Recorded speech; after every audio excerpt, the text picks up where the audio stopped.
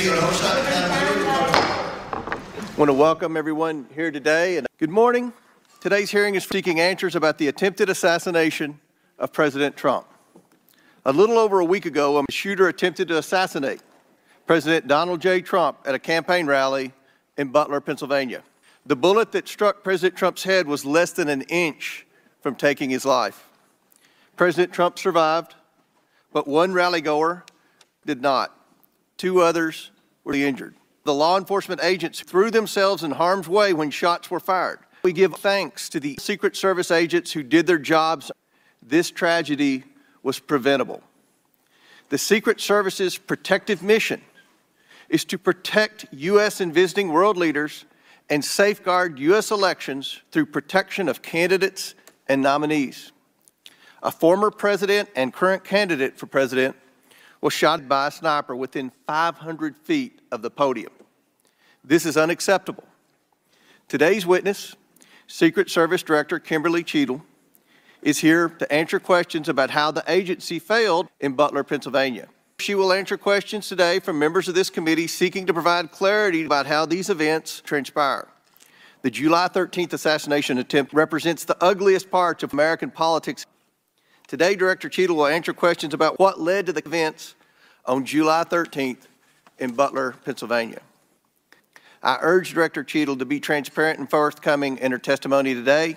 I now yield to Ranking Member Raskin for his opening statement.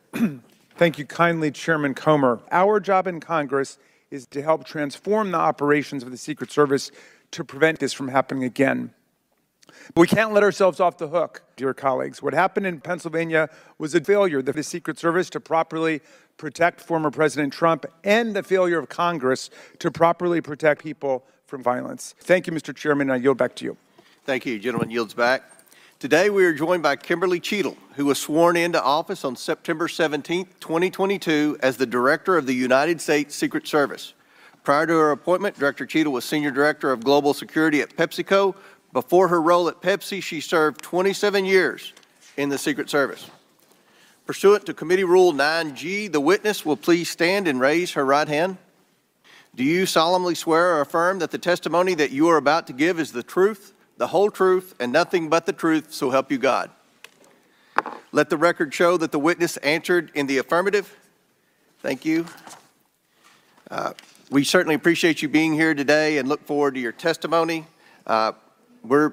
We normally limit testimony to opening statement to 5 minutes, but take all the time that you need.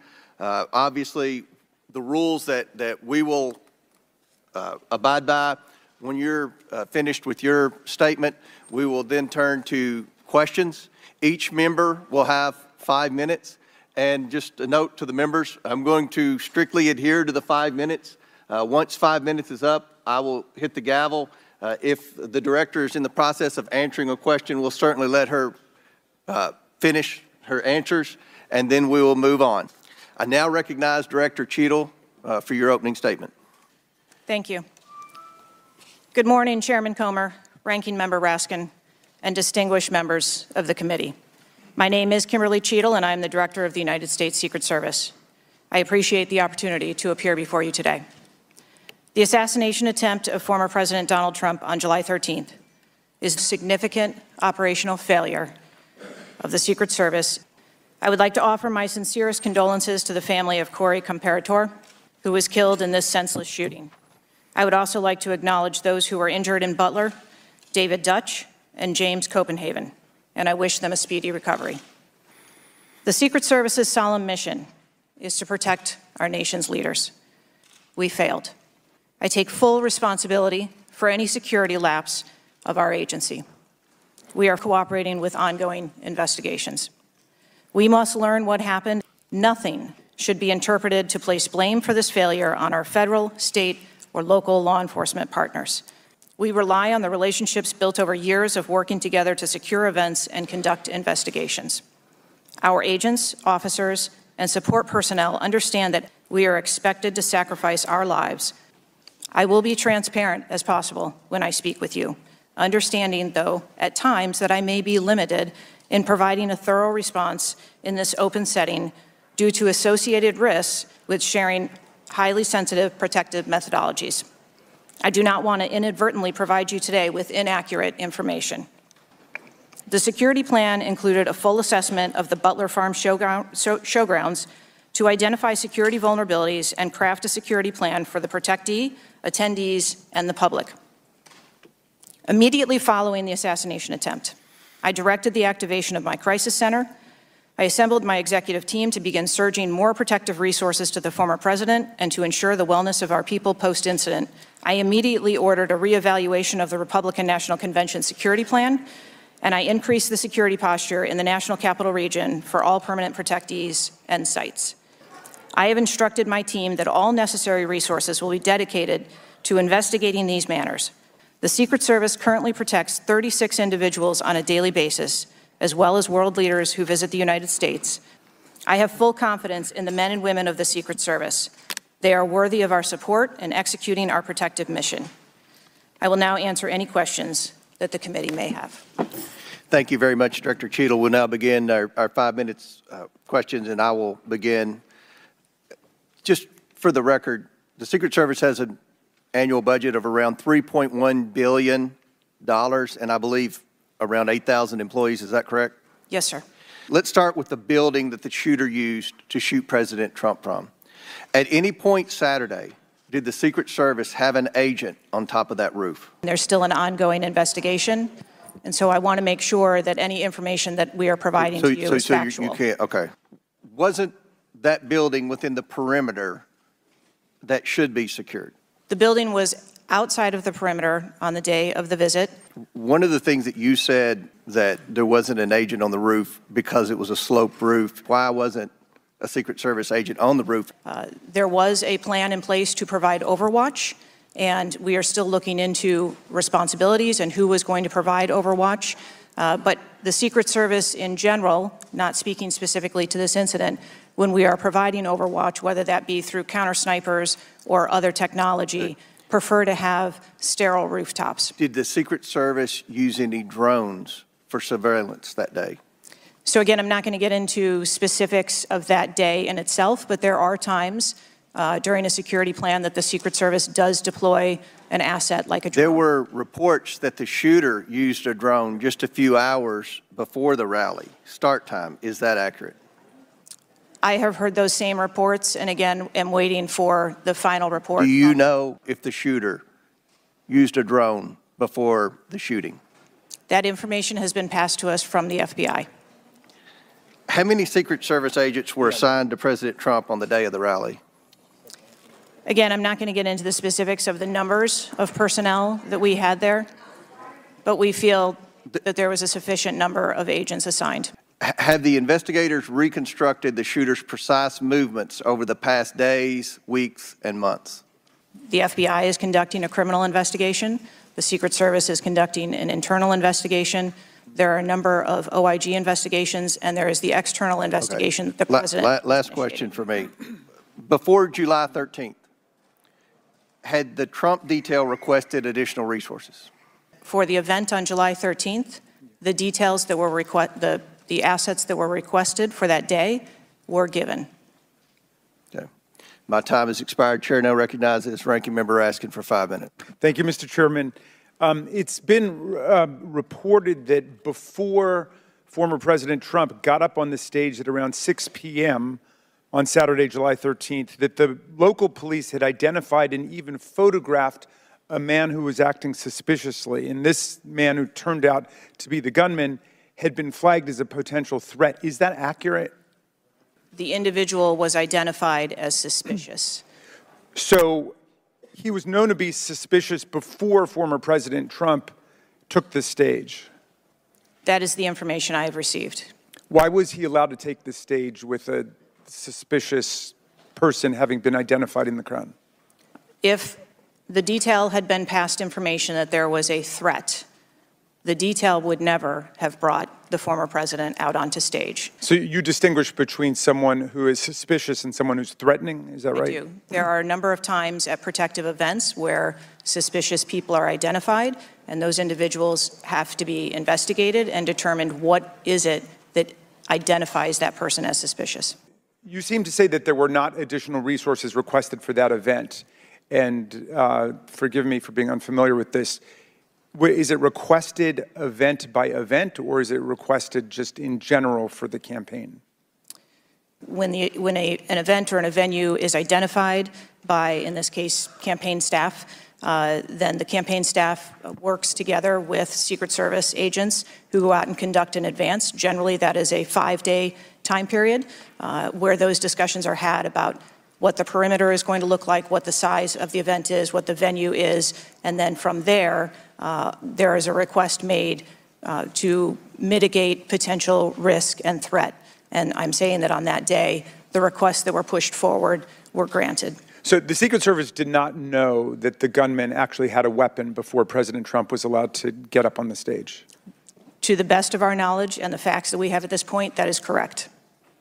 How can a 20-year-old with his father's AR-15 assault weapon climb onto a roof with a direct 150-yard line of sight to the speaker's podium without the Secret Service or local police stopping him?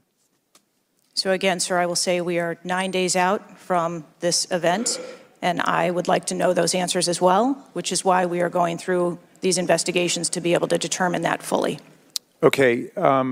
It's been reported that the shooter was not carrying a driver's license or any form of identification.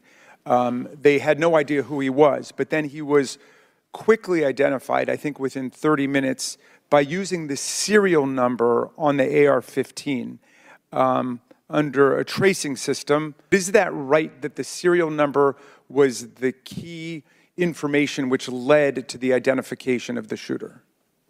That is my understanding, sir, yes. Okay. If a citizen were just to stop you and say, what went wrong, what would you say? I would say I accept responsibility for this tragedy. We are going to look into how this happened, and we are going to take corrective action. Well, I appreciate that, and I hope you will act with vigor and focus and intensity, and it seems you understand the gravity and solemnity of this. Mr. Chairman, I yield back to you. Gentleman yields back. Chair now recognizes Chairman of the House Judiciary Committee, Mr. Jordan from Ohio. Thank you, Mr. Chairman. The day after President Trump is shot, Secret Service spokesman Anthony Guglielmi said, quote, "The assertion that a member of the former president's security team requested additional security resources that the U.S. Secret Service or the Department of Homeland Security rebuffed is absolutely false." The next day, Secretary Mayorkas said, "That is an unequivocally false assertion. We had not received any request for additional security measures that were rebuffed." The next day, the New York Times said, Mr. Guglielmi acknowledged that the Secret Service had turned down some requests for additional federal security assets for Mr. Trump's detail. Both statements can't be true. Neither, sir. So what I can tell you is that for the event in Butler, there were no requests that were denied. Maybe you turned them down so darn much, they said, not worth asking. How many times did you turn them down ahead of that? Your spokesperson? He said he acknowledged the Secret Service had turned down some requests. I'm asking how many?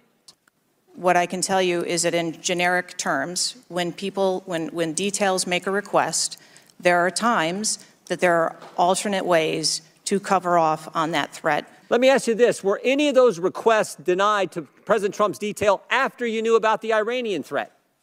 There are times when we can fill a request.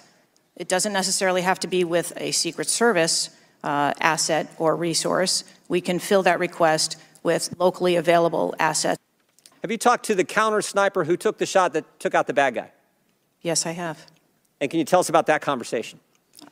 I would not want to reveal conversations that I've had with my employees. This is an ongoing investigation. Who's all doing the investigating at Secret Service? I know the Inspector General, but is there also an internal investigation in addition to the Inspector General? We are conducting a mission assurance investigation internally, yes. I yield back. Gentleman yields back. Chair now recognizes Ms. Norton from Washington, D.C. Thank you, Mr. Chairman. The Secret Service is responsible for protecting a large number of people and facilities in D.C. Director Cheadle, would Secret Service protectees in D.C. be safer or less safe if people who have exhibited a propensity for violence or instability could carry a concealed concealed handguns in D.C.? I think, ma'am, that we work in parameters where we travel around, and the rules on open carry and concealed carry are different from state to state, and that is part of what the Secret Service takes into account when we develop a security plan. Obviously, anyone that comes into one of our protective sites, we would establish magnetometer support, metal detectors that personnel would have to process through, eliminating that potential. We want to make sure that we provide a safe environment for all of our protectees, and whatever measures we would need to put in place for a secure site, we would do so.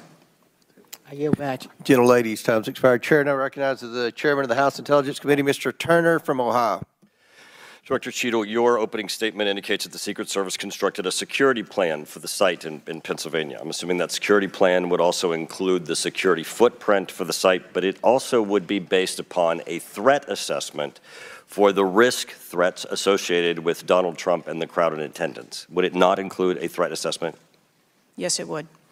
So that threat assessment, as we know, basically would have started with, there's a generalized threat against Donald Trump because he is a presidential candidate. Then it would have gone to he's a former president, and he gets security coverage just as Bush, Clinton, Carter, and Obama do. And then you also have the heightened political environment. But I want to ask you about two other aspects of the threat assessment. It is known and public that Iran is a threat risk for Donald Trump. They have indicated they want to assassinate them as a result of retaliation for the killing of Soleimani. Now, I want to enter into the record by UC a Department of Justice Public Affairs release that this threat exists for Donald Trump from Iran, and that there are specific threats, most recently, that have been acknowledged. Director Cheadle, have you read the intelligence of the generalized threat? I have. Have you read or been briefed about the intelligence of the specific recent threat to Donald Trump from Iran? Yes, I have. Is it your testimony today that the threat assessment, since you've read this intelligence, was sufficient to protect him from this threat from Iran? Yes, I do believe it was. Sir, I think we've acknowledged that there was gaps and a failure that day. When I raised this issue with Director Wray, he was shocked that the threat assessment of Iran did not seem to be, as we and I discussed, baked in to your security footprint and your threat assessment. He has said we're under the highest threat level since 9/11. That would be a heightened threat environment, Director Cheadle, would it not? Yes. In his public statements, he has said he is making these statements because he wants people to take them into consideration in threat assessments. Now, that would be a threat not just to Donald Trump, but it would also be a threat to the crowd there, wouldn't it? Yes. Have you read the intelligence of the terrorists that are currently in the United States that Director Wray speaks? I have read reports that apply specifically to the Secret Service's mission. I yield back. Chair now recognizes Mr. Lynch from Massachusetts. Thank you, Mr. Chairman. Do we know who made that decision to allow that rooftop to remain as an unprotected area? Sir, I don't have a specific person to identify. What particularly allowed agents or law enforcement to identify him as a person of interest? There are a multitude of interviews that are still taking place. Okay, so did he have a rangefinder?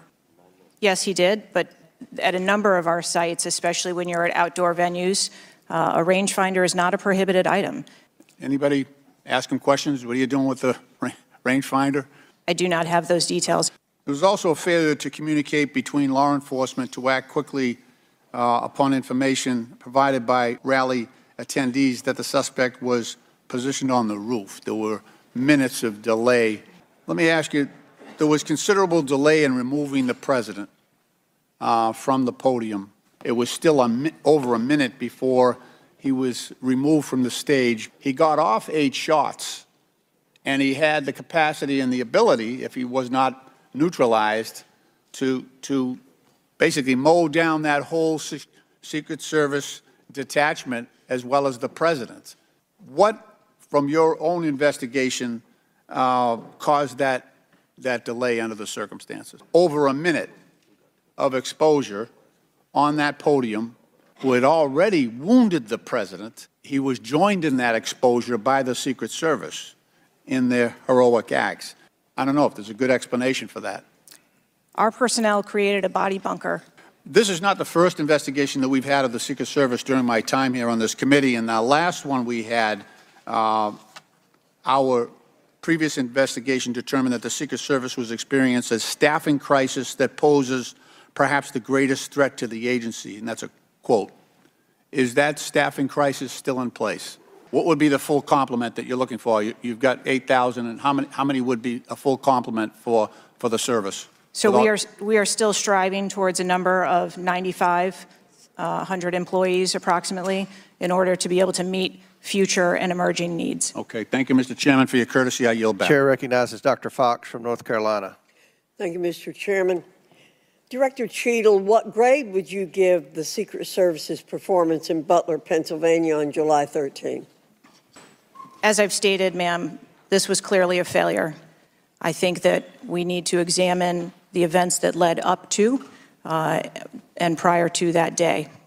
You stated in 2021 that the Secret Service has a zero-fail mission. When an agency fails its mission, those responsible must be held accountable and the problems must be fixed. Why should the officials you're responsible for protecting have confidence in your ability to lead the Secret Service? I am committed to finding answers so that we can make the agency stronger after this. How are you taking accountability for the Secret Service's failures during the July 13 assassination attempt on President Trump? I am responsible for leading the agency, and I am responsible for finding the answers to how this event occurred. Is it typical for the director of the Secret Service to be recommended for the role at the behest of a president's family and senior staff, perhaps at the request of Jill Biden or Anthony Bernal? I got the job as a director of the Secret Service because I spent 27 years in an agency with a mission that I absolutely love. I started my career in Detroit. I worked my way up through investigations and protection. Was there competition for the position? You would have to ask those who were involved in the interview process. But you think you are the best person in the country to head the Secret Service? I think that I am the best person to lead the Secret Service at this time. In 2022, the Secret Service saw nearly half its workforce leave in 1 year, and during the same year, it was ranked last among law enforcement agencies in the best places to work in the federal government. Can you explain why your agency was so poorly rated and why so many staff left in just 1 year? So with all due respect, I dispute the statistic of half of the employees leaving in 2022. I think that has been inaccurate data that's been reported out there. But what I can tell you is, as I have returned as the director of the agency, we have had an increase in hiring and staffing and an increase in resources, and we are committed to continue to hire so that we can be staffed appropriately to meet the mission that we have. During nearly 2-year tenure, the Secret Service work investigations that thwart people who would do harm to children, child exploiters. Well, those on the front line certainly have a great culture, and they were willing to risk their lives for President Trump. I yield back, Mr. Chairman. Chair now recognizes Mr. Conley from Virginia. Thank you, Mr. Chairman. You mentioned there are 36 regular clients you've got that you protect constantly. You can understand the anxiety we and the American public have about how could this happen. More guns, do they make your job more complicated or less complicated in protecting these 36 clients and visiting heads of state and heads of government that come to Washington? A simple answer from the director of the Secret Service would be helpful, and I'm sorry you've chosen to evade it. I yield back. Chair now recognizes Mr. Grofman from Wisconsin. Thank you. When this guy took the shots, he climbed a ladder to get on the roof, correct? I'm unable to answer details of exactly how the individual accessed the roof at this time. Do you know when if he did use the ladder, do you have any information at all as to when the ladder got there? The FBI is still conducting an investigation. How did the rifle get to the roof? Again, sir, at this time, I'm unable to answer. Have they cleaned the roof since the assassination attempt? I don't have an answer for that. Okay. Were President Trump's normal agents normally assigned to him there that day? Yes. There was these were the same agents that were always there? Yes, sir. The people that are assigned to his detail were working on that day. These are the same agents who are routinely there? Yes, sir. Do we know which agents fired the shots that finally took down the potential assassin? Yes, sir, I do. Can you give us those names or the background of those agents? I would not offer their name up in this setting, but it was one of our technical officers, our counter snipers. I am certain that we can make names available privately. Do we know where all the shots landed? How many shots came out of the rifle? I would hesitate to offer that information as the FBI is conducting an investigation. Have we got the bullets from all the shots? Again, that would be the responsibility of the FBI to collect that evidence. Do we have the correspondence from the shooter? Has that been recovered from his phone, whatever?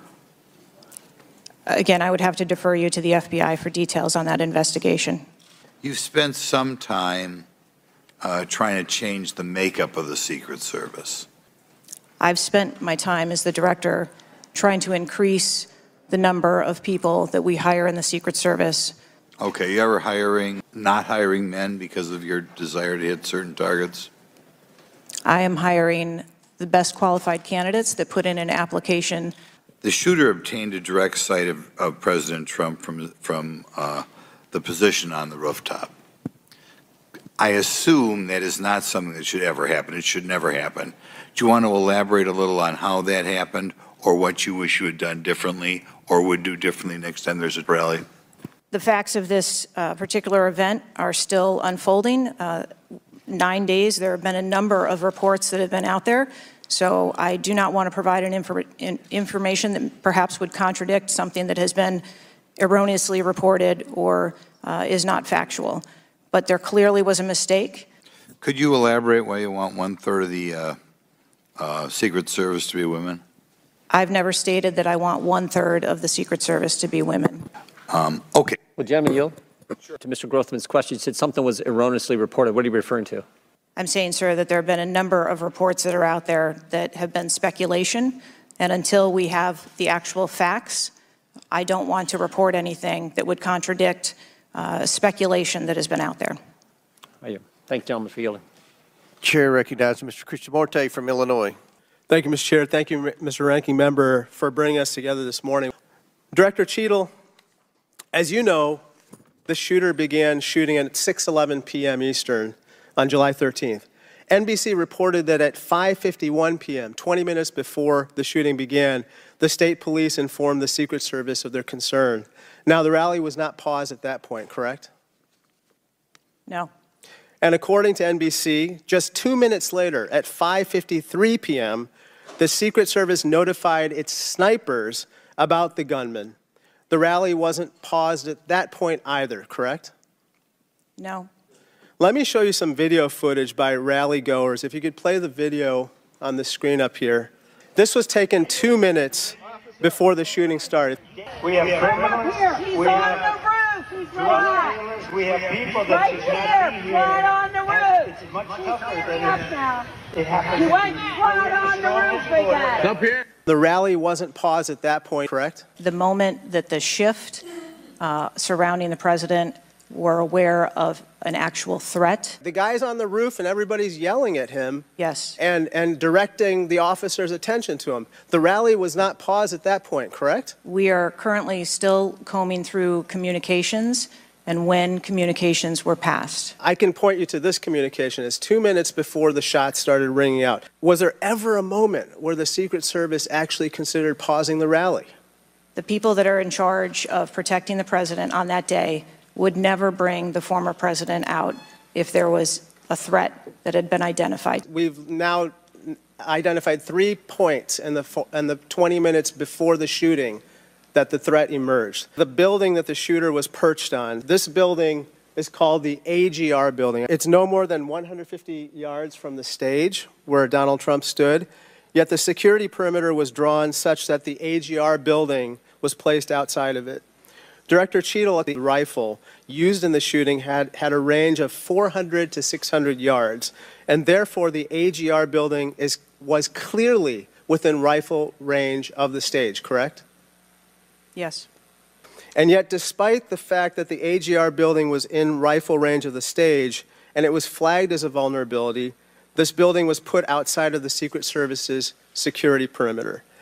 Let me turn your attention to some conspiracy theories that have been circulating and ask you to comment on them. First, you have not found evidence that the incident was a staged shooting, right?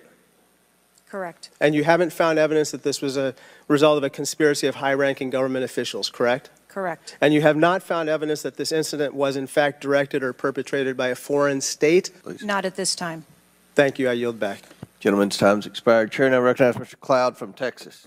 Thank you. I just wanted to confirm there was only one counter sniper who took one shot? We had multiple counter sniper teams available yeah, on the that premises, but is only one took one shot? Is that correct, or only one? Correct. Okay. How many spent shell casings were found on the roof? Again, I would have to defer you to the FBI's criminal investigation. Okay. Word is that the car was rigged with explosives? Again, sir, I'd have to defer you to the FBI's investigation. Okay.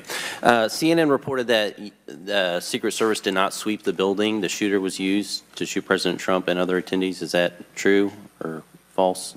So we are conducting a mission insurance investigation and will depend on the information that we obtain from our investigations. Okay. So we are going back and looking at communications to know when the information about a suspicious person was passed to Secret Service personnel. Okay. Was President Trump or his team notified? Again, we are going back and looking to make sure that we have the exact information of when those notifications were made and who those notifications were made to. Okay. I think it's troubling for a lot of us that the number one question is why was the roof left open? Did you review the security plan for this event? I personally do not review security plans for events that take place across the country. There's a number of people that review security plans. Who's ultimately responsible for signing off on a security plan? It's a conjunction of personnel.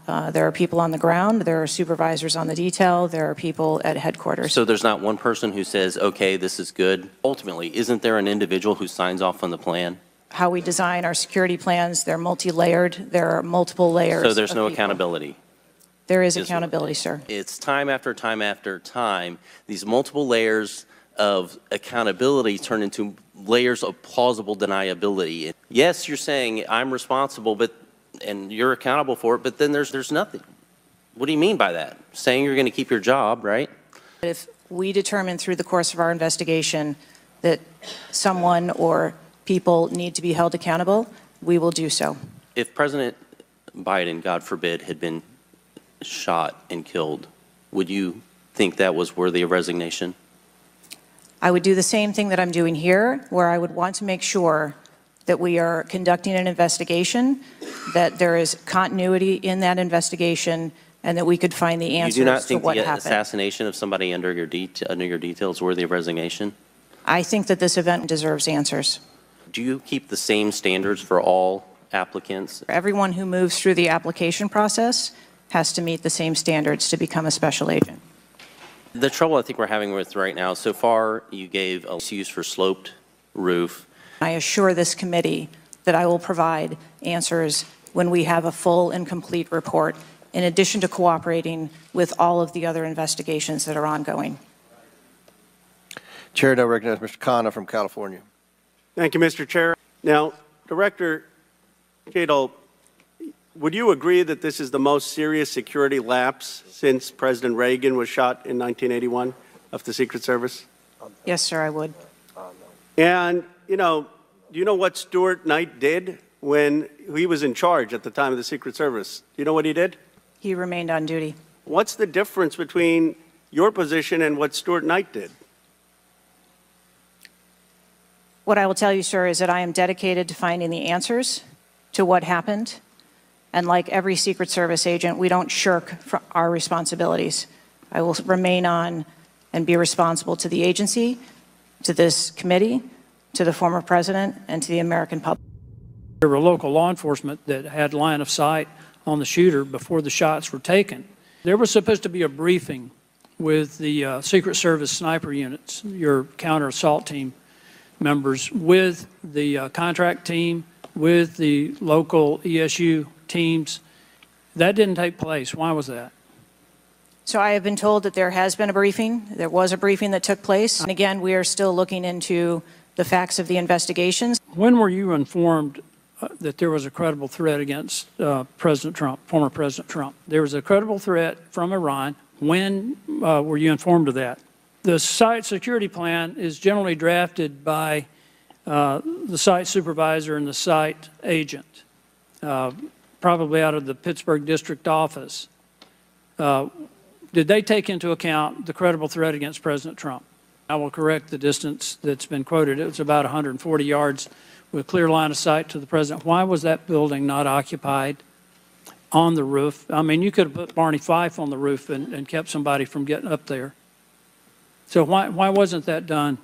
The site supervisor, the site agent, and the special agent in charge, who I think signed off on the plan, did not include that in the inner perimeter, and they didn't have a plan to secure the building.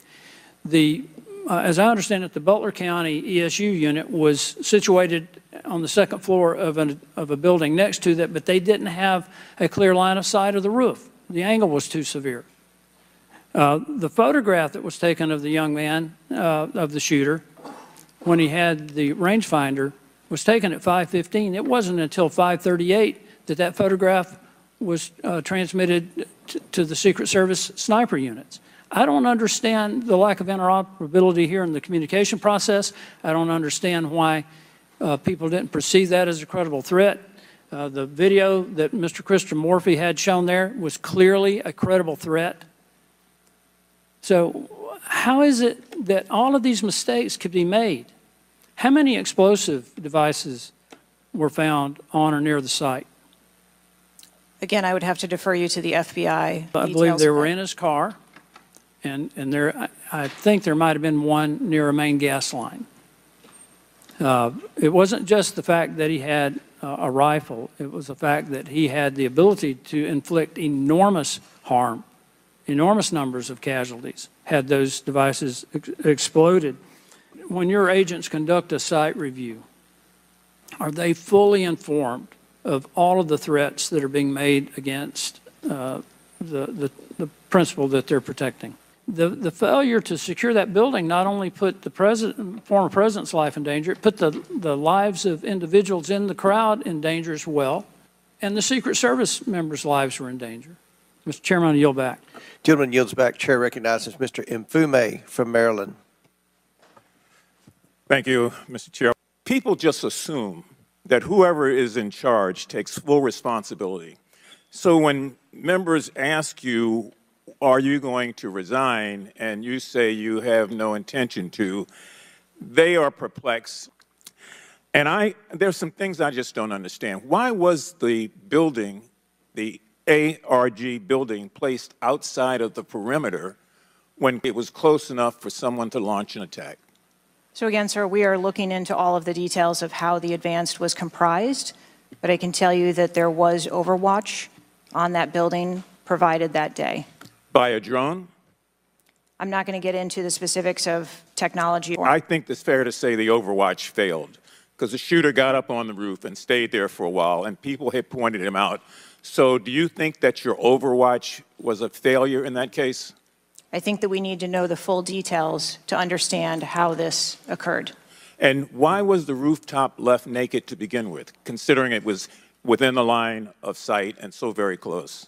I can't speak to the specifics of this particular event site, but what I can tell you is that when the Secret Service develops an advanced plan, they take into account a number of factors when they're building their advance. If there are buildings or areas of concern, and overwatch is one of those mitigations that they want to put in place, then they will cover off areas of responsibility. I understand that, but the shooter came to the attention of your agency 52 minutes before the former president got to the stage. Did anybody get assigned to watch or cover that individual who had already been seen with a advanced finder on him and other suspicious matters? Was anybody assigned to track him? So what I'd like to clarify is that a suspicious individual I got that part. was It's brought not a threat. to the attention I know. of our personnel. Well, let me ask you this. When the suspicious person was brought to the attention of the Secret Service, was anybody in the detail ordered to follow and stay with that suspicious person just because they might become a threat? So we have a number of teams that are on the ground. And again, we are trying to verify the timelines of when those notifications were made to our personnel so that they could assume the responsibility of trying to track that individual. Ms. Cheadle, there has been a lot of discussion, some of which raised itself earlier in this hearing, about poor staff morale within your agency. And I have the July 17th report of Government Executive, which is a credible reporting service for the federal government, for employees. And the 2023 ranking of places to work within the federal government showed, and this is through the Office of Personnel Management, that the Secret Service came in 413th out of 459 sub-agencies and agencies. Can you explain that? Certainly. What I can tell you is the Secret Service is a difficult job. It challenges our employees daily. It's holidays, it's weekends, it's no leave period. People come to work knowing that. You do explain that when you hire somebody. They know that. It's the same with other agencies. They miss holidays, they come to work at odd hours. But to be one of the worst places to work within the federal government, I just need an explanation. What do you think as the director there? I think that this is a challenging job. I think that it's a challenging environment to be in law enforcement, and we do have a no-fail mission. But I can tell you I've also taken a number of measures since I have been the director to recruit and retain and stem the tide of attrition in our agency, which will hopefully alleviate some of that. Thank you, Mr. Chairman. Chair now recognizes Mr. Sessions from Texas. Mr. Chairman, thank you very much. Director, I've heard you say today numbers of times, wait for the final report. When is the final going to happen? Have any employees been disciplined for their role in Butler, PA incident? No, sir, not at this time. I am asking those questions. I see that something went wrong, and I've acknowledged that something went wrong. You're telling us I've got to wait for the final answer. What is your evaluation? I am asking those same questions, sir, and I assure you, when I have a full and complete report of exactly what happened, there will be accountability, and we will make changes. Do you have a ballpark estimate of when what Mr. Sessions asked you would be able to answer? I can tell you on our mission assurance internal investigation, we are targeting to have that completed within 60 days. There's also an external investigation that is going to be taking place. There are a number of Office of Inspector General investigations as well, and we are working in concert. And then, of course, there is the Department of Justice, FBI, criminal investigation. Chair recognizes Ms. Ocasio-Cortez from New York. Thank you, Mr. Chairman. So the notion of a report coming out in 60 days when the threat environment is so high in the United States, irrespective of party, is not acceptable. And I think it's very important to understand that. This is about the safety of some of the most highly targeted targets internationally and domestically in the United States of America. There need to be answers. We have to make policy decisions. That may require legislation. That may require policy that we must pass in the immediate term. We are flying blind. Director Cheadle, is there a standard perimeter that the Secret Service establishes around an event, or are those perimeters independently determined per event and scenario? There is no standard. Every event and every venue is different and treated as such. You established earlier that the building upon which the shooter operated from was outside of that established perimeter, correct? It was outside of our secure perimeter, yes. How far away was that building from the president? It was approximately 200 yards. An AR-15 has a range of about 400 to 600 yards. Why is the Secret Service protective perimeter shorter than one of the most popular semi-automatic weapons in the United States? There are a number of weapons out there with a number of ranges. Again, an advance was completed. The determination of the perimeter, I'm not going to speak to specifics, but there are a number of factors that are taken into account when we determine our perimeter. Some of it has to do with terrain, some of it has to do with buildings, some of it has to do with assets and resources that are available. Perimeter was not established that would prevent an AR-15 from being able to be within the range of Secret Service protection.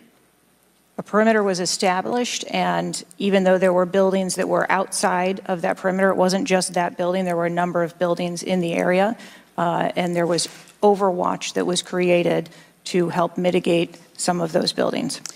There is a common pattern that happens here, whether it's Secret Service, FBI, Capitol Police, local departments. After a critical security failure, we often hear there will be an independent investigation. That independent investigation gets set up. Usually the expectation is between 2 to 3 months after the incident, and then nothing really occurs from there. The report is usually not satisfactory to the questions that are usually being raised here, and most importantly, corrective action is rarely taken. Thank you, and I yield back. Could I go back to something you Yes, said? please, feel free, Director. Ma'am, if I could just speak to something you said at the outset when you started your questioning. I want to assure you and everyone on this committee that I'm not waiting for a report to take action. We have been conducting analysis all along, and we have been adding additional features to our security details since this incident occurred. Chair recognizes the gentleman from Arizona, Mr. Biggs. Thank you, Mr. Chairman. Director, your agency has a no-fail mission. Was Mr. Crooks acting alone?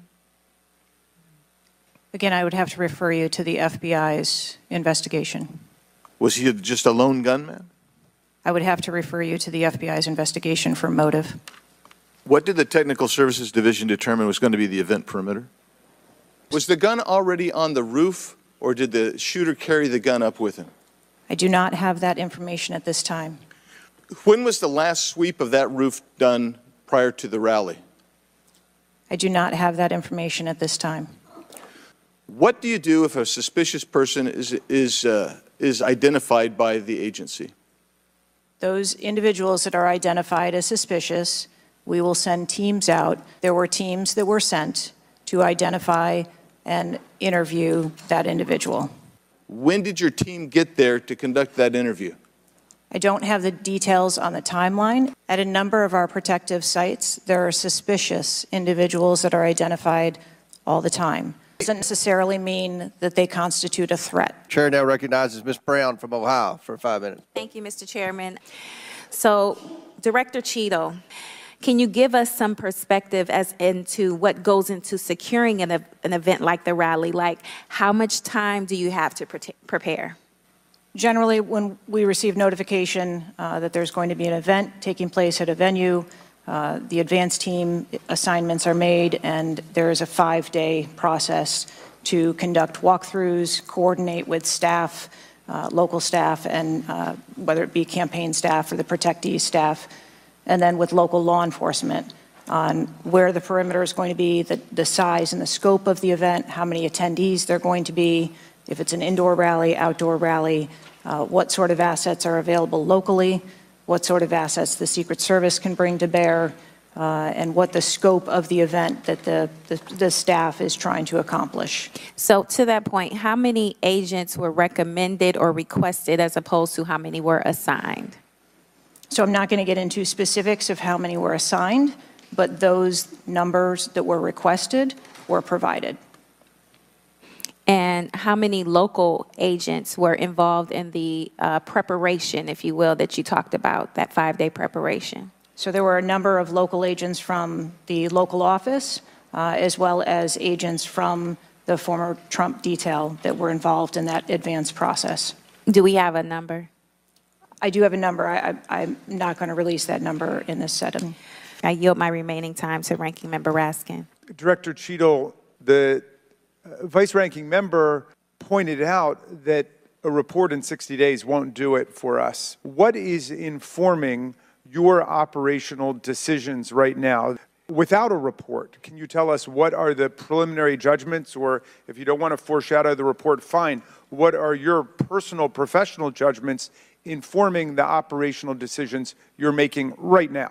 I don't want to make any preliminary judgments on what happened on this particular day, but I can tell you that we have looked at, as we did immediately in the aftermath, what the security plan for the Republican National Convention was going to be, and we made adjustments to the interior of the perimeter there.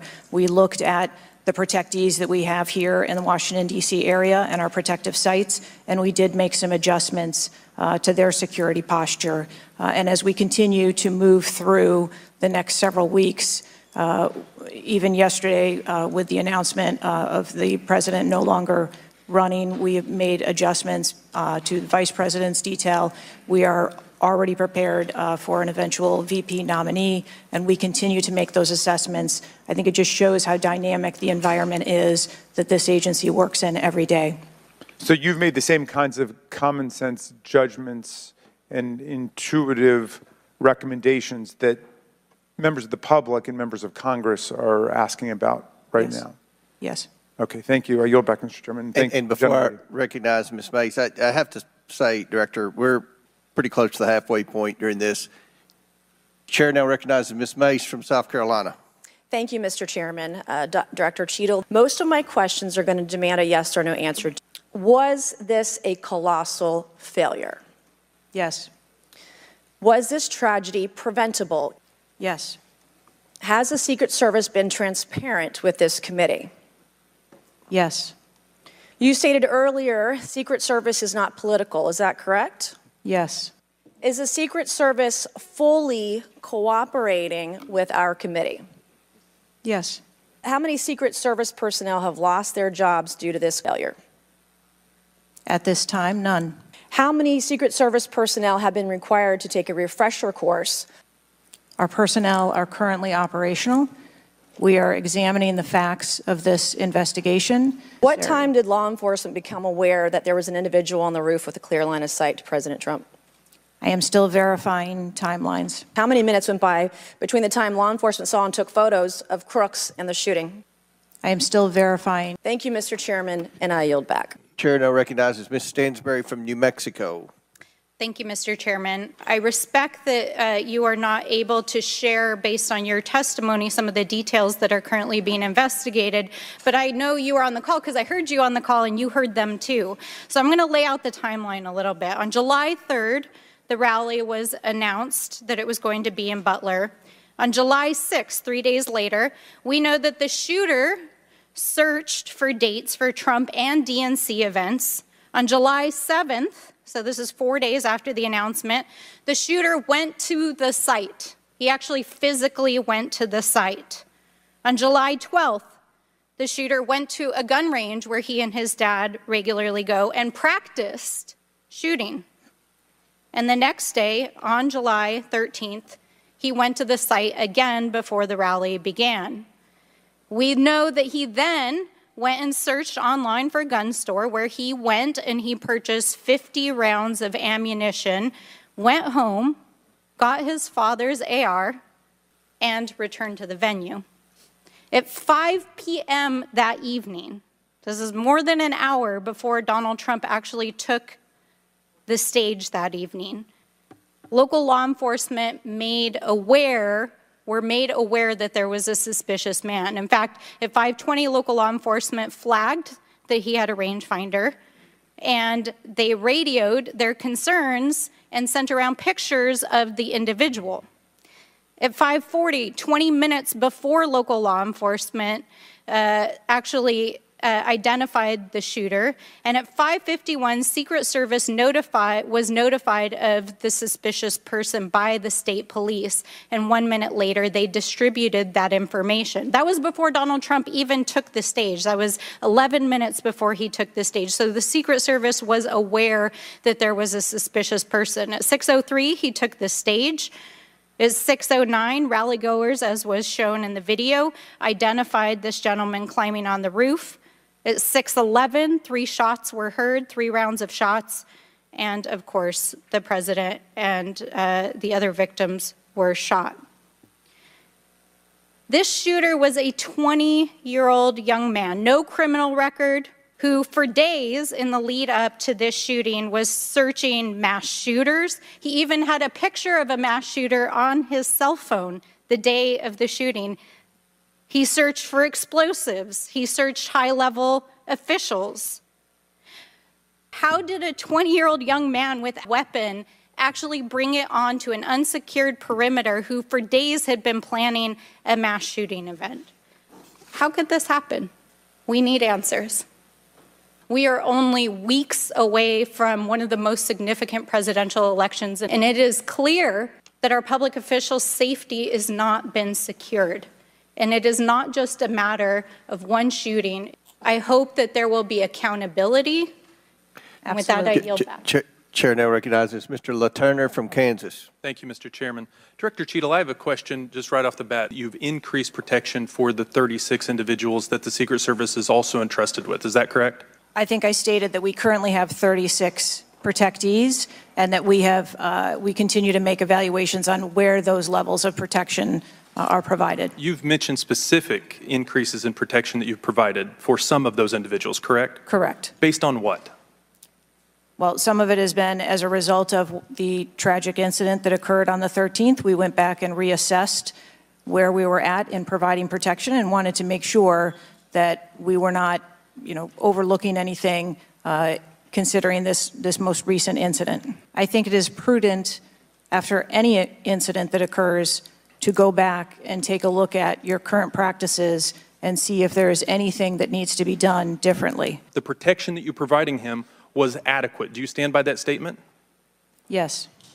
Are you concerned about the increasing prevalence of conspiracy theories going on out there right now? Yes. What is your standard today for what you are willing to answer and what you are not? I'm certain that you can understand that some of the information that's been provided to you thus far has come from the FBI's investigation and has come from information that we have released. I want to make sure that information that is being provided to this committee is consistent and is factual. Why is it inconsistent with a quality investigation to release to the American people today at least the information that you know for sure? I have released that there was a failure and that there are gaps. In your 27 years of experience, would you have been concerned about an elevated location within 150 yards of a protectee that did not have a Secret Service presence? Just based on your experience. Is it true that at 5:45 p.m., approximately 18 minutes before President Trump took the stage, the Beaver County Emergency Services Unit noticed the shooter on the roof and photographed him? Is that a fact or not? That is the information that I have from the FBI's report, yes. So I'd like to get into the difference between suspicious activity and threatening activity. Is it suspicious or threatening if an individual is seen around the perimeter with a rangefinder? Is that just suspicious? That could be termed as suspicious. If that same individual with the rangefinder is found on a rooftop, is that still just suspicious, or is that considered threatening? That could be termed still as suspicious. All right, my time is over. Mr. Chairman, I yield back. Thank you. Chair now recognizes Mr. Frost from Florida. Thank you so much, Mr. Chair. Madam Director, I appreciate you for being here. How many times was the Secret Service alerted about a suspicious person at the July 13th campaign event prior to the first shot being shot? I don't have an exact number to share with you today, but from what I've been able to discern, somewhere between 2 and 5 times there was some sort of communication about a suspicious individual. To the Secret Service specifically? Mm-hmm. According to reports, the shooter was photographed twice by security officers prior to the shooting. A police officer saw the shooter on the ground and reported him with a photograph as a suspicious person. Multiple local law enforcement officers identified the shooter, radioed that he was acting suspiciously near the event's magnetometers. A local law enforcement tactical team saw the shooter on a roof and notified other security services and also photographed him. One police officer who photographed the shooter saw him scoping out the roof and carrying a rangefinder. My question is, and you've answered this, but why wasn't the event paused right then? Again, I'm not clear on the timeline of when the Secret Service shift and the counter sniper were notified. You said that the Secret Service would have paused the rally if they identified a threat. Correct. So why wasn't it paused? I have to assume that they did not know that there was a threat when they brought the president out on the stage. I want to know, Madam Director, what you intend to do to fix that. We take what local law enforcement relays to us seriously. Let me just be clear on that. We always trust our law enforcement partners and have a great relationship with them. We are looking at whether or not there was a communication breakdown.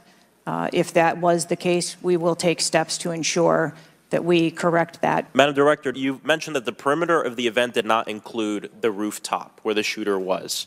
Does your responsibility and the Secret Service's responsibility to protect a principal stop at the perimeter of an event? Our responsibility is to ensure the safety and security of the event itself and the protectee who is attending that event and the personnel who are protecting. So you would say the fact that the rooftop was outside the perimeter is not an excuse for what happened, saying that it was outside the perimeter of the event? I am not offering that as an excuse. Okay. Thank you. I yield back. Gentleman yields back. Chair now recognizes Mr. Fallon from Texas. Director, do you have the ability personally, and do you have the authority to beef up security of any of your protectees? Yes, I do. So were you also aware there was a credible threat President Trump was facing? He was facing a heightened security threat to a foreign adversary? Yes. Okay. So given that there was an increased threat to President Trump's life, was he provided a full security complement akin to what a sitting U.S. president would receive? He was provided a full complement of security based on the threat assessment that we had. We have satellite images from the Butler Fairgrounds. Have you visited the site? No, I have not. Do you remember in an ABC interview you did that you didn't have people on the roof of the AGR building because you were worried about safety because of the slope? I recall that statement. Okay. So here's this thing with the slopes. You go all the way up to like 1812, you can go to a 112, which is about as flat as you can get without it being completely flat. And you're saying that there was a danger, safety concern there, but the problem is, Director, you put your counter snipers on a 312 roof, which is steeper than the 112. All the law enforcement I've spoken with over the last 9 days are amazed that the AGR rooftop was not secure. Chair recognizes Ms. Lee from Pennsylvania. Thank you, Mr. Chair. So I'd like to ask you, Director Cheater, to clarify the protocol, what the protocol is for postponing or canceling an event based on a threat, and how the events on July 13 didn't meet those standards. So again, I think we're talking about the distinction between suspicious behavior and a threat. And at the time that this individual was identified, they were displaying suspicious behavior. I'm still waiting for interviews from the FBI to determine what it was that identified that individual as suspicious and what those behaviors were. I think that there are a number of ways that someone could be identified as suspicious, and it doesn't matter whether it's at a rally or an indoor event or who the protectee is. I think it's up to law enforcement or citizens to identify someone as suspicious. Okay, thank you. According to the Associated Press, at least 6 different agencies, including 2 sheriff's office, local police, state police, as well as fire and emergency rescue officials were involved in securing the rally in Butler. When there are so many teams that are collaborating, who takes the lead and how is that determined? The Secret Service is responsible for the security of the site and the coordination. And that was the case on July 13th? Correct. Okay. Changing gears, in 2024's appropriations budget, the Secret Service was given a little over $3 billion, which was about $78 million above what was requested. For 2025's budget, you've requested yet another increase. How much of these funds goes towards training and improving protection procedures? I would have to get back to you on the training aspect of it, but about 30% of our budget is for protection and facilities and training. What exactly do you see as the core problem that led to this failure? I think that we are waiting to determine exactly what those failures or failure was so that we can make sure that the Secret Service is stronger after this. So we've heard a lot today that you can't answer because it's an ongoing investigation, that you're still figuring out the details, and that you've said 60 days for the investigation. I'm not avoiding questions. I want to make sure that I am providing factual and accurate information. Certainly, but is there no in-between, right, between what is obviously a fact and what you can surmise from the details that you already have? I assure you, when I have a full and complete report of what took place on that day, I will certainly come back and make that available. Does the Secret Service see increasing political violence as a threat to its work? And if so, how is the Secret Service adapting its strategies and protocols to account for increasing political violence? We are constantly evaluating the threats that we receive and monitoring that, and we make adjustments on a daily basis to our protectees based on what those threats are and what actions we need to take. Do assault weapons make it easier or harder for you to do your job? I think that any weapon makes it difficult for us to do our job. Okay, I yield back. Chair now recognizes Mr. Donalds from Florida. Thank you, Chairman.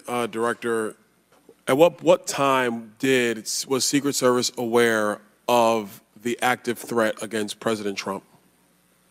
I don't have a specific timeline. I want to make sure that I give you factual information, sir. Have you talked to the agents on the ground that day? Yes, I have. You've talked to all of them? Mm-hmm. Your senior team has talked to every agent that was on the ground that day? Yes, we have. Have they all corroborated the same time they identified the shooter or they were made aware of the shooter? Was it 5 minutes before the first shot rang out? No. Generally speaking, was it 10 minutes before the first shot rang out? No. Was it 15 minutes before the first shot rang out? It was less than that time frame when it was identified as a threat. How many days before the shooting took place did Secret Service actually do their advance work to secure the facility that the rally was going to be held at? 5 days. In the 5 days prior, did they identify the rooftop as a potential threat? I am certain that the rooftop was noticed. I am pulling the reports. What was the security parameters around securing that rooftop? There was overwatch provided for that rooftop. Did overwatch fail? I am waiting to hear what the results of the investigation were so that I can identify where the failure was. Did you talk to the people that were providing overwatch that day? I've talked to the people that conducted the advance on that day and that were working the shift and were the counter snipers on that day. What did they tell you? We are putting together a comprehensive report. And they identified that there was suspicious activity on the roof in question. What was the chain of command's orders around the person on said roof? What I can tell you is that when the individual was identified by the counter sniper, they took one shot and neutralized that individual. But that was after the shooter already took a shot, is that correct? That is correct. So what you're saying now is that the Secret Service did not see the shooter on the roof until after the shooter took a shot? I do not have all of those details at this time. We are still in the process of conducting interviews and an investigation. Mr. Chairman, I yield back. Chair now recognizes Mr. Goldman from New York. Thank you, Mr. Chairman. Director, I want to follow up and just understand a little bit why there is so much information about this out in the public, including some from you and your communications team, and yet you're here in front of Congress and you're unable or unwilling to answer some of those same questions. Can you just explain why you are answering so many fewer questions here than you have to the media? I'm answering the questions that I'm able to answer based on the fact that there are multiple ongoing investigations.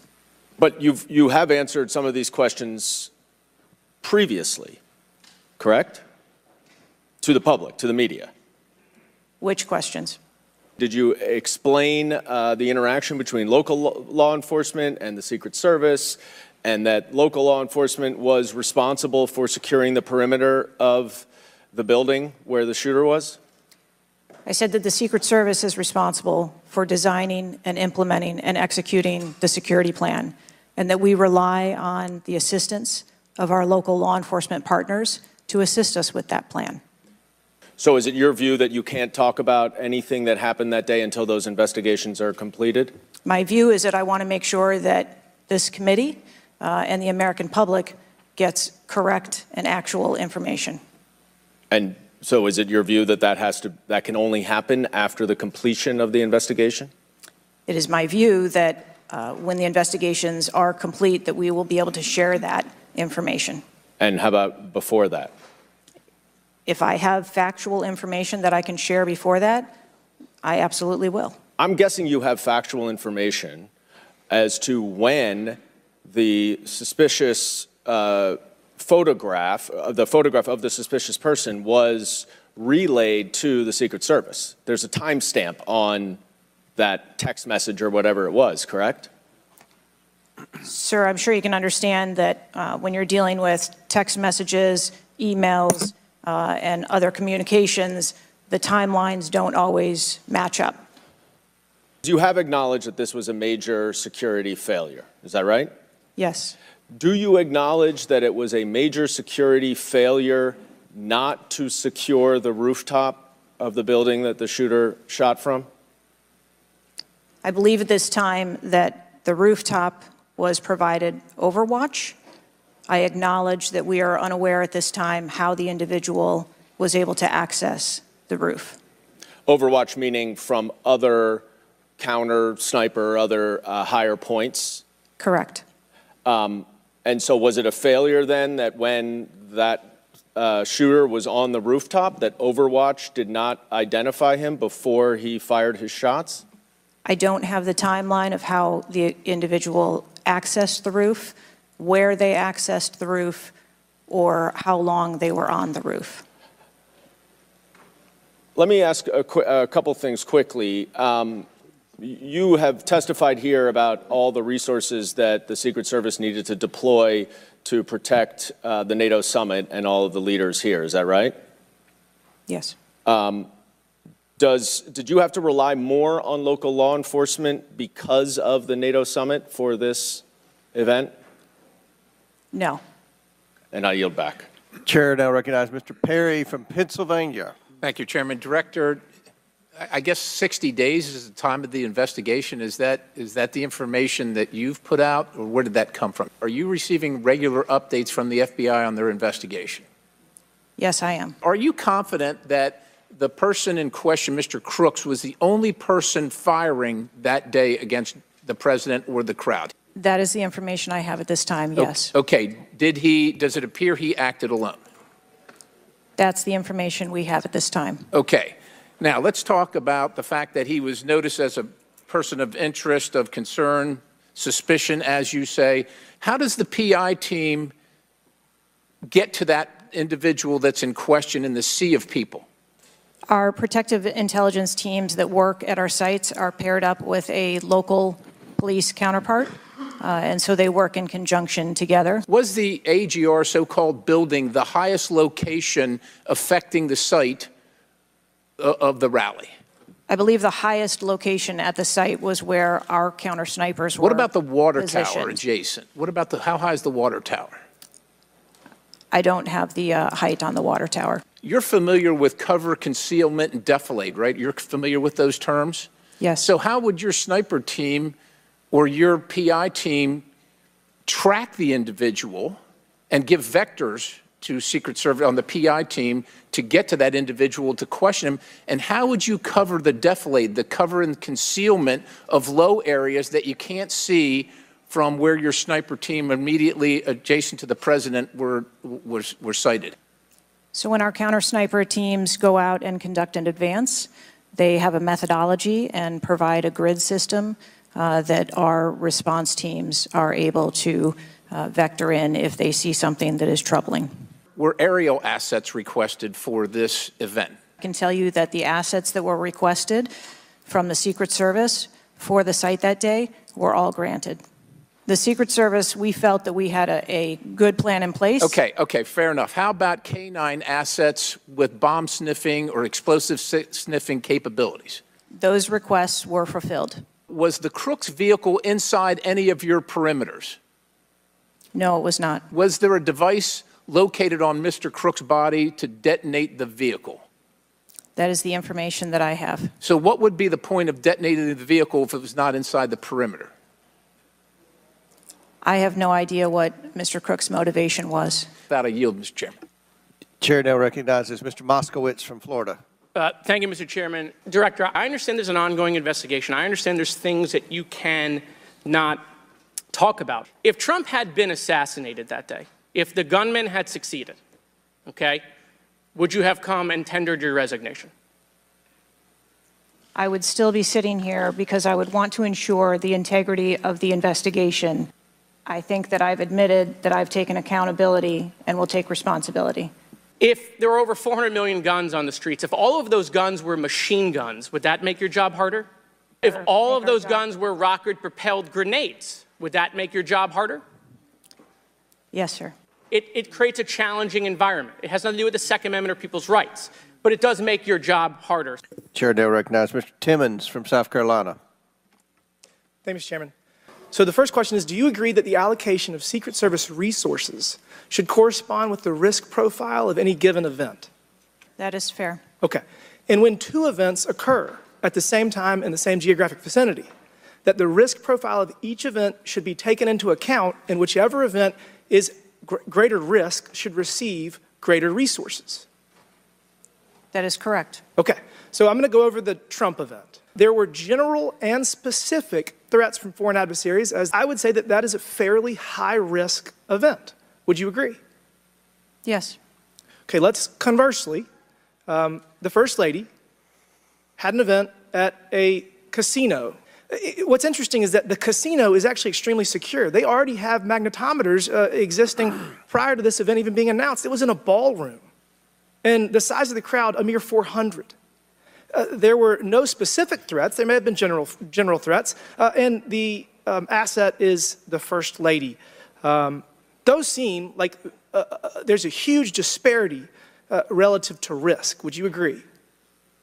Yes. Okay, thank you. Multiple whistleblowers and various media outlets have reported that the Pittsburgh field office of the Secret Service allocated 12 additional post standers to the First Lady's event and 3 additional post standers to the Trump rally. Is that correct? Did the First Lady's event that was relatively secure, especially compared to Trump's rally, get 12 assets and Trump's get 3? The number of personnel that were allocated to both of those events were comparable to the risk. There were significantly more assets and resources available at the former president's event. There were additional Secret Service resources available at the former President Trump's event. Who made the decision to deploy 12 to the First Lady's event and 3 to the Trump event? The allocation of resources is decided based on the availability of personnel and their location. With that, Mr. Chairman, I yield back. Gentleman yields back. Chair now recognizes Ms. Tlaib from Michigan. Thank you so much, Mr. Chair. Thank you, Director, for being here. Can you comment on what information this shooter was looking up regarding the tragedy of Oxford High School? I'm sorry, I'm not able to. The FBI has those details. Yeah, unfortunately, I don't have those details. Do you have, I mean, did they share that with you, though? I don't have the full content of what his searches were. I think that they are still in the process of examining all of his devices. Thank you, and I yield. Chair now recognizes Mr. Burchett from Tennessee. Thank you, Mr. Chairman. Ms. Cheadle, the shooter was set up on the roof of the AGR International building, as we know. Was the roof identified as a potential vulnerability days before the rally? To my knowledge, yes, it was. Were agents or officers inside the building? If so, what floor were they on? We had local police officers inside the building. The roof looks like it's a tin roof. How did no one inside that building hear someone moving on top of a metal roof? I don't have the details of all of the interviews that have been conducted yet. When will you have those? I have been asking, and I want to have that information as soon as you do as well. Okay, why did Secret Service fail to block the line of sight from that roof? I think that the Secret Service put together a plan where they were counting that roof in as part of their overwatch, and that was the plan that they had put in place that day. If you weren't going to put a security personnel on the roof, why not at least use drone technology or aerial surveillance to monitor the rally? There are a number of times that we do use drone technology. I'm not speaking specifically to this event and what was utilized or not. There are times when drone technology is available and helpful at events, and there are times when it is not appropriate. Do y'all use Signal? Do you personally use Signal to communicate with any official from the White House? Signal on your phone? Oh, on occasion, I'm sure that there are people that use Signal, yes. Okay. Do you use it to speak with the White House? Use Signal? No, I do not. Okay. When did Secret Service notice him? Again, I don't have those specific timelines, but it was a relatively short period of time. Ms. Cheadle, why was President Trump allowed on stage 10 minutes after the Secret Service spotted a suspicious individual? So as I've stated before, there are a number of events where suspicious people may be identified. Did the Secret Service tell President Trump they'd spotted a suspicious individual? I am unclear as to what the communication was with the former president. Did y'all deny President Trump's request for more security? And when was the most recent request for additional security? The rally request for security, all of those requests were fulfilled. And were there any personnel redirected to Jill Biden's rally? No. Who made the decision on the direction of agents at either one of those rallies?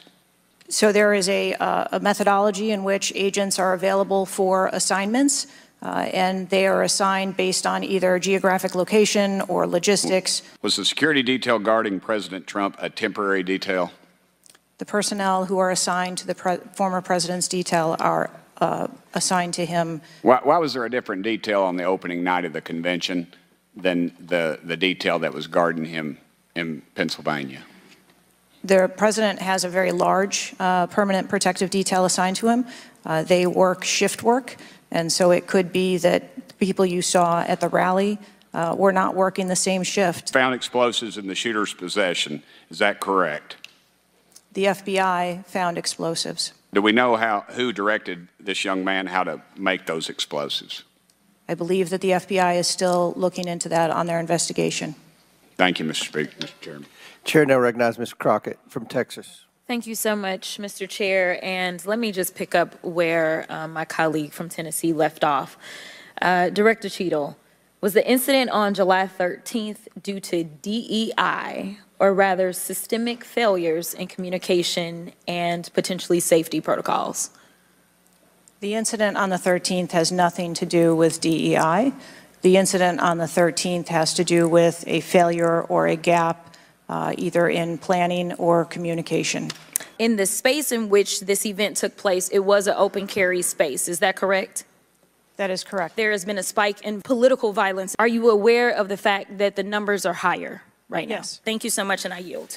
Chair now recognizes Ms. Marjorie Taylor Greene from Georgia. Thank you, Mr. Chairman. The site team has a senior supervisor, an advanced team, a protective intelligence team, a counter sniper element, and detail. Who was the agent in charge? How long has she been the agent in charge? And what is her Secret Service background? So I'm not going to provide a name. I'm not going to provide names of our personnel. I will do the best to provide you accurate information based on the facts that I have at this time. The advance element coordinates with other intel or law enforcement partners, identifies threats and weaknesses at the sites and movements. We'd like a copy of the advance report. Have you brought it here with you today? We will comply with the request for the documentation that has been requested. I am certain that our personnel are working on obtaining all of that documentation. Was there a protective intelligence team, and what technical resources were utilized for that event, specifically drone or helicopter assets? There were a number of technical assets that were deployed for that event, and there was a protective intelligence team that was assigned to that event. Why was Crooks able to fly a drone over the entire area the day of the rally and the day of his assassination attempt? To my knowledge, he did not fly the drone over the entire area. Again, I would have to go back and check the timeline. I don't have all of the answers on the timelines. I am prepared to answer the questions based on the information. Do you have a timeline from any of the day? I have a timeline that does not have specifics. At 5:10, Crooks is first observed by one of the snipers, AGR Sniper 1, at the building. President Trump was shot at 6:11 p.m. 5:28, AGR Sniper 1 takes a picture of a bicycle and 2 bags. Those belong to Crooks. 5:32, AGR Sniper 1 spots Crooks looking at his phone and using a rangefinder. 5:55, Butler ESU Command confirms receipt of photos and states they have been relayed on. 6:05 p.m., AGR Sniper 1 later communicates that Crooks is seen moving northeast in direction of Sheets and that Crooks has a backpack. 2 minutes before the shooting, While President Trump has been allowed to take the stage, people see Crooks laying on his stomach in a sniper position on the roof, and they're yelling he has a gun, and they are trying to alert law enforcement and Secret Service. Why was Crooks not shot by the snipers? An individual with a backpack is not a threat. An individual with a rangefinder is not a threat. What about a man laying on a building that has direct line of sight of President Trump with a gun that people are screaming and pointing out? Is that a threat? Once that individual was identified, they were neutralized. As soon as the counter sniper identified that individual, they were able to neutralize them. I'm not certain at this time how the information from the people in the crowd was relayed to any law enforcement personnel. Was there a stand-down order, Ms. Cheadle? No. Was there a conspiracy to kill President Trump? Absolutely not. Chair now recognizes Ms. Presley from Massachusetts. Thank you. Now, Director Cheadle, you have noted that numerous investigations are ongoing related to the Secret Service response and that we can expect a report in the next 60 days. Thank you. And I yield my remaining time to Ranking Member Raskin. Thank you to the distinguished gentlelady from Massachusetts. Chair recognizes Ms. McClain from Michigan. Thank you, Mr. Chairman. Director Cheadle, how long did you prepare for this hearing? I've been preparing for this hearing over the weekend and into last week. I have several active investigations going on and an operational agency to run. Have you been in communication with the FBI? Yes, I have. With whom? I speak with the director and the deputy director. Okay. And what have they shared with you about this investigation? Did they share with you how many shell casings were on the roof? Yes. Okay. How many were there? I would leave it to the criminal investigation to answer questions related to that. Did you ask them how many explosives were on the roof? In the car, excuse me. Yes. And with that, I yield back. Chair now recognizes Ms. Boebert from Colorado. Thank you, Mr. Chairman. You said you spoke with President Trump after the assassination attempt, and I want to know, did you apologize to him directly for nearly having President Trump killed? Yes, I did. I appreciate that. Have you communicated with anyone at the White House on an encrypted messaging app like Signal? No, I have not. Are you willing to surrender your personal phone for analysis?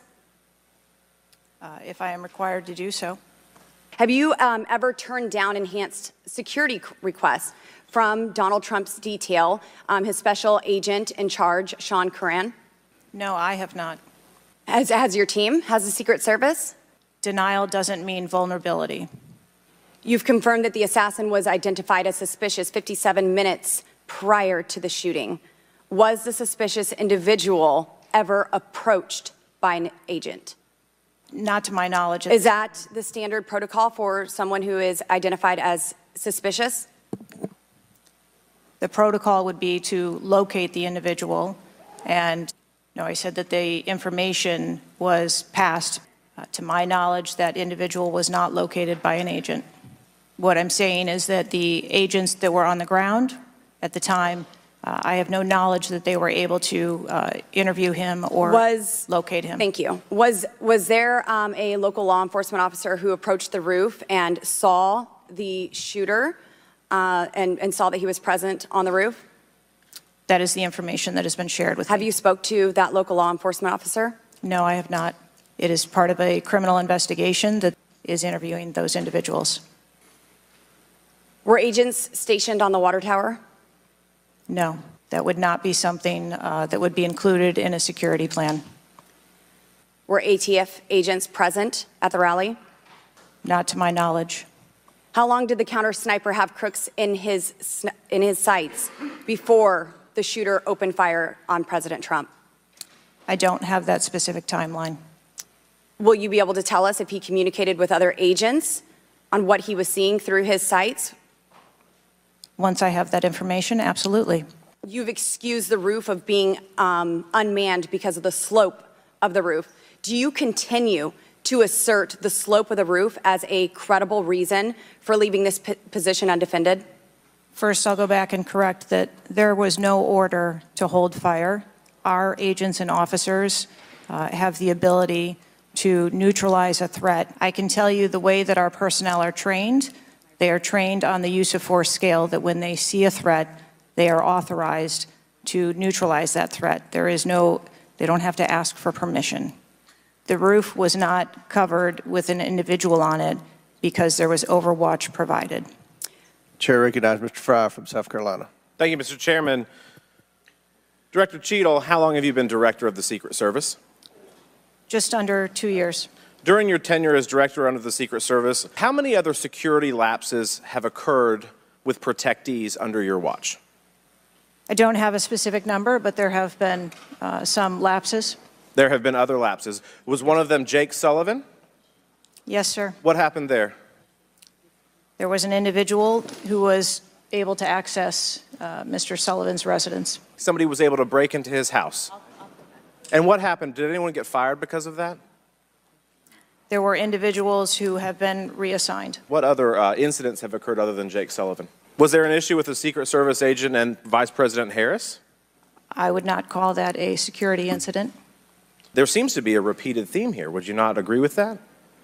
I think that we are talking about separate categories of incidents.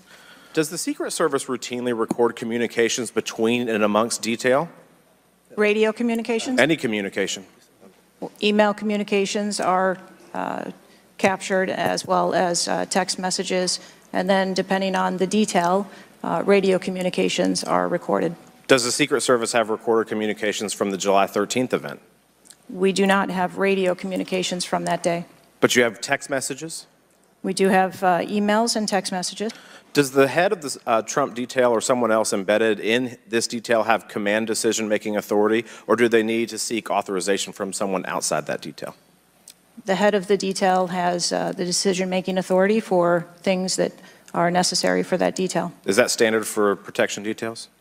Yes, it is. Okay. During campaign events, is it common for the Secret Service to utilize other agencies? Yes, it is.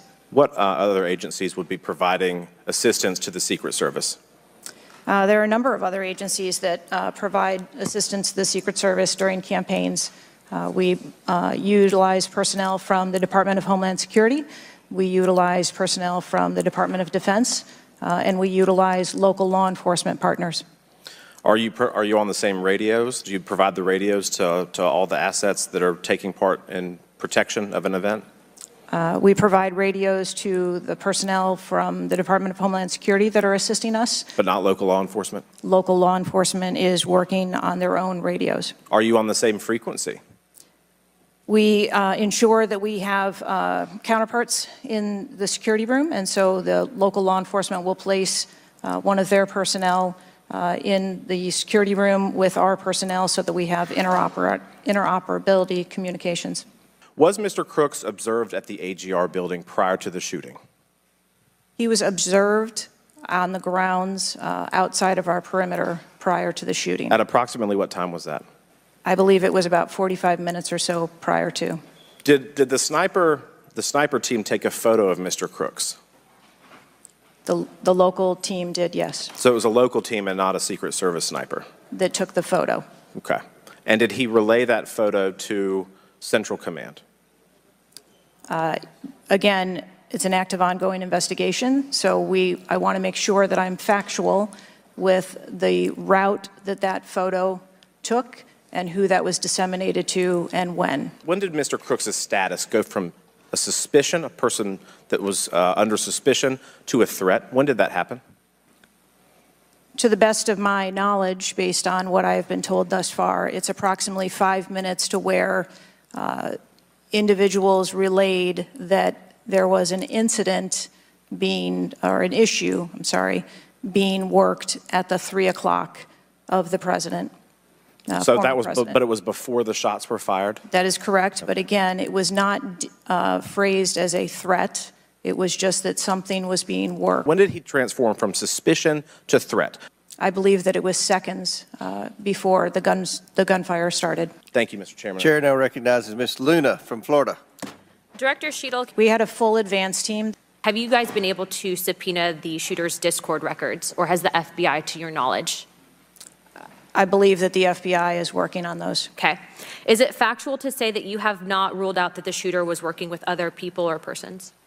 Again, the FBI is conducting the criminal investigation, and at this time, we do not have that there were any other people engaged. So you believe he's acting alone? I do. Okay.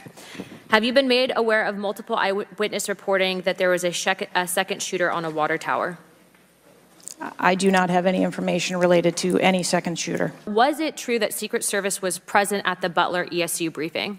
There was a briefing between the counter sniper teams, yes, to my knowledge. Okay, I want to read you a report from people that seem to be throwing you under the bus and stated that they were in attendance and that Secret Service was not in attendance at the security briefing, according to individuals with knowledge, to also include that the AGR building where the shooter Thomas Matthew Crooks was located was actually not a part of their security perimeter for that. So there was not Secret Service present. It seems as though that when you were asked earlier from Rep. Kristamorthy about whether or not Secret Service was aware of a threat, you had said no, they were unaware of a threat. And yet, according to communications, again, from law enforcement that were in some of these group chats, they actually had reported that Secret Service was made aware of a threat at around 5:59 p.m. as a part of the command, including Secret Service, aware of messages and requests about information about the suspect's location. Can you please tell me if you have knowledge of that at all? Again, I think we're conflating the difference between the term threat and suspicious. Congress does not feel safe with you in charge, but more importantly, it sends a message to our adversaries that we are not protected. Chairman, I yield the rest of my time. Chair now recognizes Mr. Langworthy from New York. Thank you very much, Mr. Chairman. Director, did local law enforcement alert the Secret Service about Crooks' presence at the rally? Yes, they did. Can you explain what the shooter needed to exemplify to be called a threat? So I'm not clear as to what identified him as suspicious to the individuals who originally clarified him that way. For the Secret Service, for an individual to be determined to be a threat, that individual would have to be seen with a weapon or capable of doing some sort of harm to our protectees. Mr. Chairman, I yield back. Gentleman yields back. Chair now recognizes Mr. Burleson from Missouri. Director Cheadle, I just want to kind of get an idea of what you can answer outside of what the FBI is responsible for. What is the mission? What is your, who defines the mission? Our mission of the Secret Service is to protect the President, the Vice President, their immediate families, presidential candidates, the former presidents, and those by executive order, and we also have an investigative mission. And those are well defined? Yes, they Everyone within the agency understands the mission? Yes, they do. What about protocols and standards? Who defines the protocols and standards? We have a number of protocols and policies in place for the various missions that we have. So would it be safe to say that you failed the mission, the ultimate mission? I have stated repeatedly here today that there was a failure. What about specific failures within protocols and guidelines within the agency? Again, I am certain that the investigation that is being conducted internally as well as the external investigation. You said earlier in the hearing that there was either a communication or an operations. Could it be both? I think the investigation potentially could identify both. Representative Boebert asked earlier about using encrypted apps, that you said you have not used, I guess, Signal. Have you used any encrypted app to communicate from your personal device? I do, on occasion, use encrypted apps to communicate. So you use some form of an encrypted app to communicate with people within the federal government, with local law enforcement? Whom are you communicating using the encrypted apps? Many times it's with colleagues and associates. So you're communicating with colleagues on a personal device? There are times that the Secret Service, when we work internationally with some of our partners, that they don't have the same texting capability. And you're not able to do that with your with your government-issued device? Recently, we have been able to install some of those apps on government devices. We have requested, this committee has requested multiple documents, and this is not, under the purview of the FBI, this is under your purview. We requested a complete list of all law enforcement personnel, including Secret Service, Department of Homeland Security, local law enforcement with the roles in protecting the president, and we requested that to be, for us to receive that by July 18th. Did you provide that? I believe that our agency is in the process of collecting all documents. So you did not, you have not provided it. How long does it take to determine who the personnel were that were on site? We are collecting a comprehensive list of all the documents that have been requested. We also requested all the audio and video recordings that your agency, not the FBI, but your agency has in possession related to the event. Did we receive those? Have you provided those at all? We are in the process of collecting all documentation requested. Any memorandums or any internal communications related to the event? We requested that you provide that. Have you provided any of that? We are in the process of collecting the information that has been requested. Okay. So when can we expect to receive these documents? How long does it take to determine who was on site? Who was being employed to be there to protect the former president? We want to make sure that we have a comprehensive accounting of all of the documents that were engaged in that day, and we will make them available as soon as possible. I think transparency is the key here. It's shocking to me that we are communicating in a encrypted app to colleagues. I would like to clarify, you didn't ask me whether my communications were government work related or whether they were personally related. Are you using an encrypted device on your work device? I am not. No encrypted apps? No, I do not. Okay. Thank you, Mr. Chairman. Chair now recognizes Mr. Waltz from Florida. Thank you, Mr. Chairman. Madam Director, please, I'd like to direct your attention to this video. Because this has popped up. Republican Congressman Mike Walz, he said on social media on Saturday, and I'm going to read this for you because it does talk about you, Secretary. I have very reliable sources telling me that there have been repeated requests for stronger Secret Service protection for President Trump denied by Secretary Mayorkas. Your department has already pushed back on that, calling that absolutely false, but he is putting this on you. Can you respond to that, please? Well, that is, yeah, that's a baseless and irresponsible statement, and is one that is unequivocally false.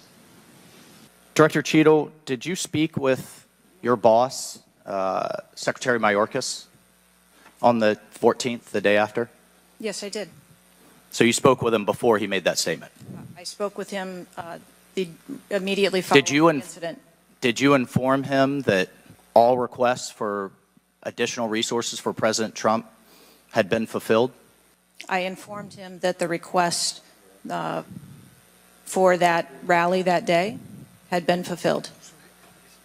Because I made a broader statement, the agents that came to me made a broader statement that his permanent protective detail for years now have been asking for more. Is that correct? I do not have specific incidents of those requests. Is it correct that they've been asking for more? I have heard the same reports that you have. Without having them in front of me, I understand what you're saying. I don't have those requests in front of me here. I'm not asking if you have them in front of you. Are you aware that they were made? As I said earlier, there are times when requests are made, and depending on the availability of assets, or if there is a way that vulnerability can be mitigated in a different way.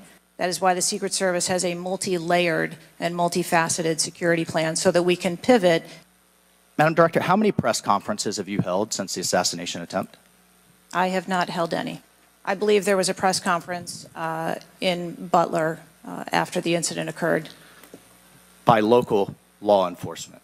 Are you aware that because the shooter had overseas encrypted platforms in Belgium and New Zealand and in Germany, that a lot of people are speculating there could have been foreign involvement? Yes. Has President Trump's permanent protective detail requested additional assets over the last few years? We have continued, as I stated earlier, to increase over the past year the assets that are at the former president's residence and supplied to his detail. Leaders lead and should be on the ground. You have not been there. Instead, you went to the RNC, but you weren't originally even going to go there. Where were you originally scheduled to go besides the RNC, a national special security event? I'd like to enter into the record that the director was scheduled to go to Aspen. What liberal elites go to Aspen? That was where you were originally scheduled to go to speak at a forum. I was scheduled to go to the RNC. I was going to leave the RNC for 24 hours and return back to the RNC. Gentleman's time's expired. Thank you. That concludes our question segment. I want to thank the director for your testimony today. I now yield to the ranking member for closing remarks. Thank you very much, Mr. Chairman. And Director Cheeto, I also want to thank you for your patience over the course of what must have been a very long and trying hearing for you.